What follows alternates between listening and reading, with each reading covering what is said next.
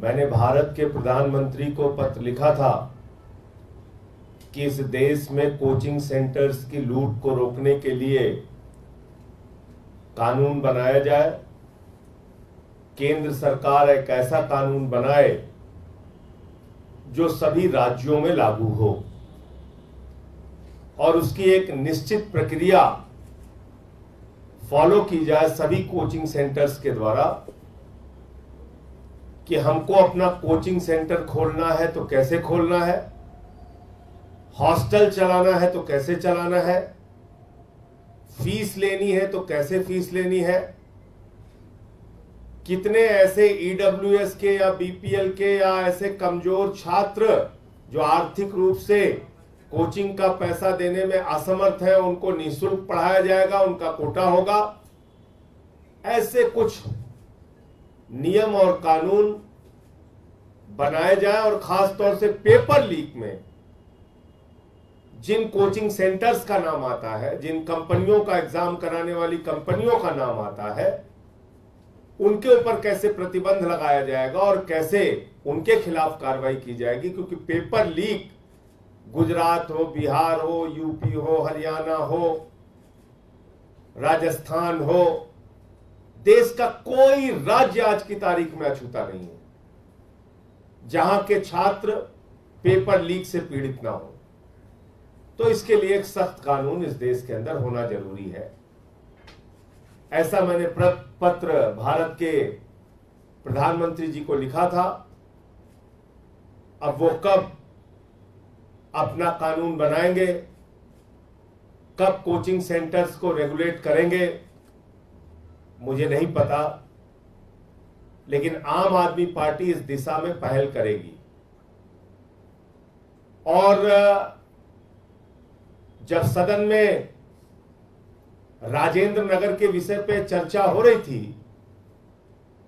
Coaching centre में जो दुर्भाग्यपूर्ण घटना हुई जिसमें 3 छात्रों का जीवन गया, उस पर चर्चा हो रही थी, तो अपोजिशन के बहुत सारे दलों ने, इंडिया गठबंधन के बहुत सारे दलों ने यह मांग की कि कोचिंग सेंटर्स के ऊपर लगाम लगाई जाए।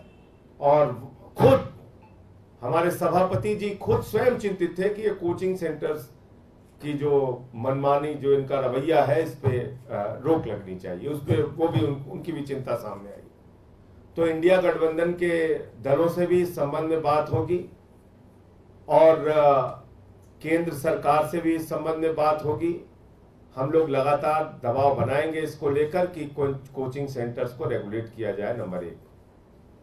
दूसरी बात, दिल्ली सरकार ने आज इस दिशा में पहल की है और दिल्ली सरकार कोचिंग सेंटर्स को रेगुलेट करने का, कोचिंग सेंटर्स को कानून के दायरे में लाने का, कोचिंग सेंटर्स को कुछ नियम निश्चित रूप से उस प्रक्रिया का पालन करना होगा, ऐसा कानून लाने जा रही है।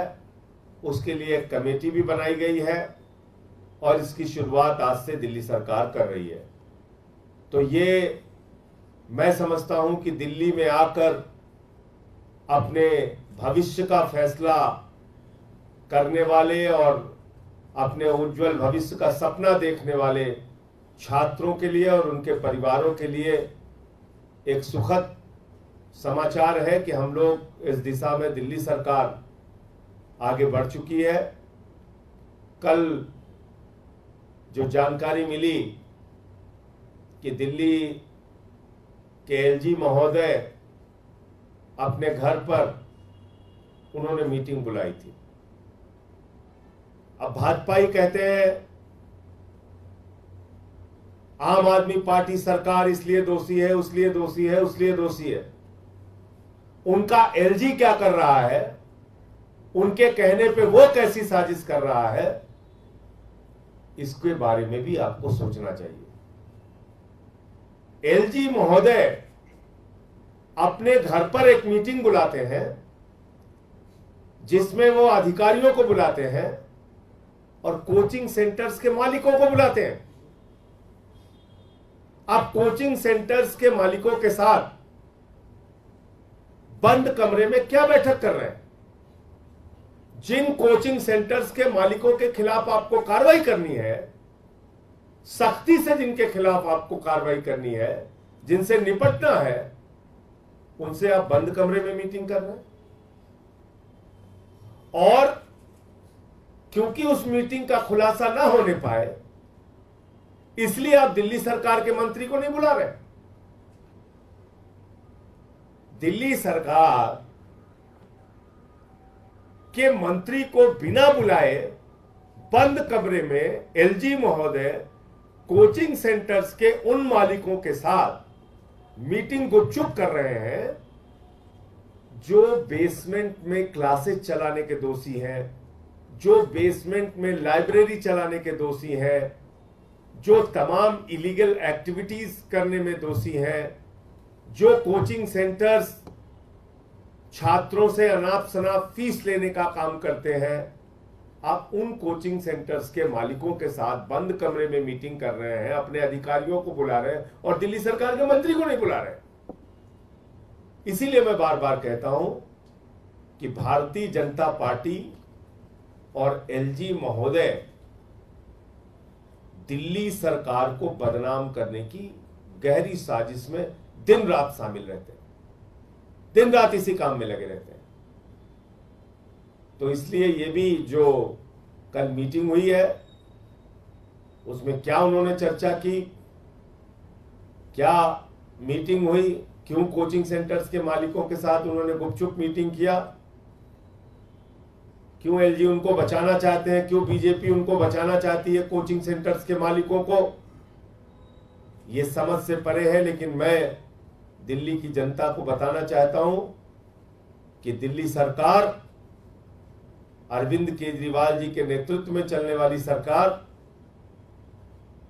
दिल्ली एमसीडी की मेयर लगातार कार्रवाई कर रही है, बुलडोजर चलवा रही है, कोचिंग सेंटर्स को सील कर रही है। दिल्ली की मेयर खुद जा रही है मौके पे, अधिकारियों को सस्पेंड किया है दिल्ली की मेयर ने। तो कार्रवाई हमारी ओर से लगातार हो रही है, किसी को भी बख्शा नहीं जाएगा, चाहे वो अधिकारी हो और चाहे कोचिंग सेंटर्स के मालिक हो। मैं निवेदन करूंगा दिल्ली के आम आदमी पार्टी के प्रदेश अध्यक्ष और कैबिनेट मंत्री गोपाल राय जी से कि वो अपनी बात करें।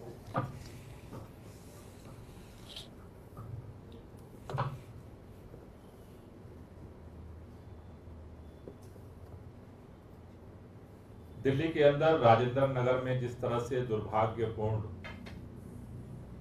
घटना घटी, जिसमें 3 छात्रों को अपनी जान गंवानी पड़ी,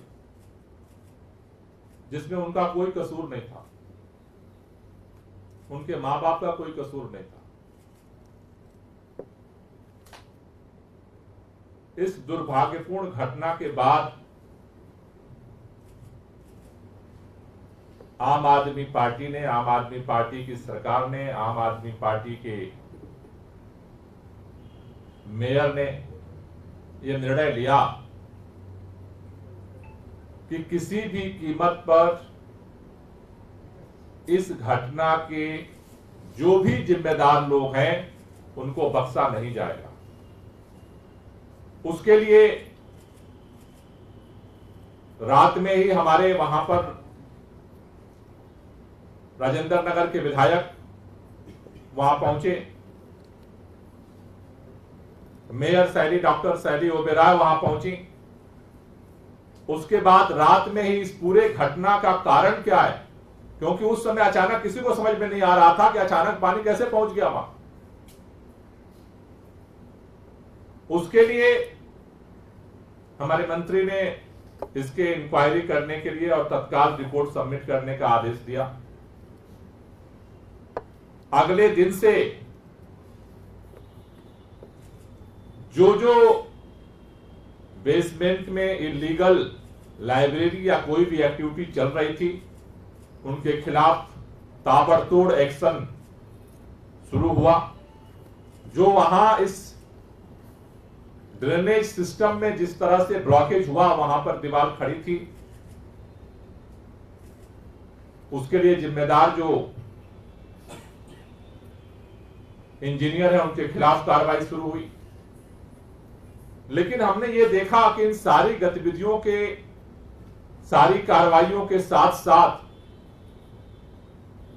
राजेंद्र नगर से जो एक घटना के बाद जो आवाज उठी, धीरे धीरे पूरे दिल्ली के अंदर कोचिंग संस्थानों में जिस तरह की मनमानी है, जिस तरह की प्रताड़ना है, उसको लेकर के आवाज उठनी शुरू हुई। आवाज पहले भी उठी थी, सुगबुगाहट पहले भी थी, टुकड़े टुकड़े में बात होती थी, लेकिन आज दिल्ली ही नहीं पूरे देश के अंदर जिस तरह का बेरोजगारी का आलम है, हर गार्जियन, हर परिवार अपने बच्चों को चाहता है कि इस कंपटीशन के दौर में अच्छे से अच्छे पढ़ाई के बाद कोचिंग मिले, जिससे वो नौकरी हासिल कर सके। लेकिन पूरे देश में बेरोजगारी का मार झेल रहे नौजवानों के साथ साथ उनके गार्जियंस दोहरी मार झेल रहे। पहला, उनको अपने बच्चों को कोचिंग कराने के लिए जो संस्थानों में भेजना पड़ता है, वहां जिस तरह से मनमाना फीस है, रहने के लिए जिस तरह का मनमाना सिस्टम है, सारे नियमों को ताक पे रख करके जिस तरह से पूरा कोचिंग उद्योग फैल रहा है, जिसका कोई माई बाप नहीं। और दूसरी तरफ जब वो परीक्षा दे रहे हैं, 2 साल 3 साल 4 साल तैयारी करके परीक्षा देते हैं, पेपर लीक। दूसरी परीक्षा दी, पेपर लीक। यूपी की परीक्षा दी, पेपर लीक। राजस्थान की परीक्षा दी, पेपर लीक। हरियाणा की परीक्षा दी, पेपर लीक। हर गार्जियन इस तनाव और इस टेंशन में देश के अंदर जी रहा। ऐसे में इसका समाधान क्या हो, इसको लेकर के पार्लियामेंट के अंदर भी ये बात उठी थी। आम आदमी पार्टी की तरफ से हमारे राज्यसभा सांसद संजय सिंह जी ने प्रधानमंत्री जी को भी इस पर लिखा कि आज वक्त की जरूरत है, इसका समाधान है कि पूरे देश में कोचिंग संस्थानों की फीस को, उनके संचालन को, उनके निर्माण को नियमित करने के लिए कानून बनाया जाए।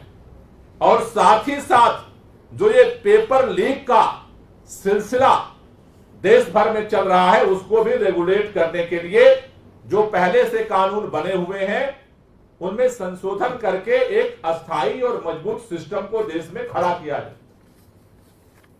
आम आदमी पार्टी चाहती है कि देश के माननीय प्रधानमंत्री जी, देश के शिक्षा मंत्री जी, जो देश की आवाज है, देश की जनभावना है, छात्रों की जो पीड़ा है, छात्रों के गार्जियंस की जो पीड़ा है, लोग खेत बेच बेच करके अपने बच्चों को कोचिंग कराते हैं, कर्जा ले ले करके लोग अपने बच्चों को कोचिंग करा रहे हैं, इस उम्मीद में कि शायद कल वो सिलेक्ट हो जाएगा तो हमारे परिवार का, हमारे खानदान का नाम और काम आगे बढ़ेगा। लेकिन जिस तरह से मनमाना साम्राज्य है, इसे कंट्रोल करना आज वक्त की जरूरत है। और पार्टी की तरफ से हम निवेदन करना चाहते हैं कि प्रधानमंत्री जी पहल करें, संसद के अंदर एक ज्वाइंट कमेटी बनाई जाए सभी पार्टियों के सांसदों की, और वो कमेटी सभी छात्रों से, कोचिंग संस्थान के मालिकों से, जो गार्जियंस हैं उनका क्या दर्द है, गार्जियंस अभिभावकों को रख करके एक ज्वाइंट कमेटी बने और वो इस देश के अंदर जो एक नई चुनौती इस बेरोजगारी के दौर में उभर करके आई है, इसका समाधान करे। ये हम आम आदमी पार्टी की तरफ से प्रधानमंत्री जी से मांग कर रहे हैं। और साथ ही साथ आज दिल्ली सरकार ने ऐलान किया है कि दिल्ली के अंदर कोचिंग संस्थानों को रेगुलेट करने की पहल दिल्ली सरकार शुरू करने जा रही है। इसके लिए कमेटी बना करके अलग अलग सेगमेंट के साथ बातचीत करके इसको तैयार करके हम लोग विधानसभा के अंदर इसको लेकर के आएंगे, जिससे कि इसका अस्थायी समाधान हो सके।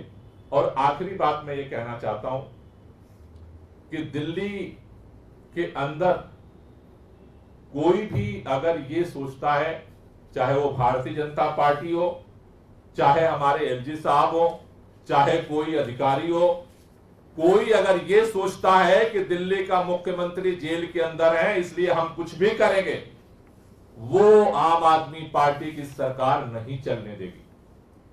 हम जनता के साथ हैं, छात्रों के साथ हैं, लोगों के साथ खड़े हैं। जितनी मजबूती के साथ पहले खड़े थे उतनी मजबूती के साथ आज भी खड़े हैं। हमें सड़क पर लड़ना पड़ेगा तो सड़क पर लड़ेंगे, देश दिल्ली के लोगों के लिए। सरकार की तरफ से लड़ना पड़ेगा, सरकार की तरफ से लड़ेंगे। जो जो अधिकार हमारे पास है हम सारे अधिकारों का उपयोग करेंगे, लेकिन दिल्ली के लोगों को किसी भी कीमत पर परेशान नहीं होने देंगे। अगर आपने हमारा अभी तक चैनल सब्सक्राइब नहीं किया है तो कृपया चैनल सब्सक्राइब कर लें, लाइक करें, शेयर करें, कमेंट करें। तो मिलते हैं फिर किसी और खबरों के साथ। नमस्कार।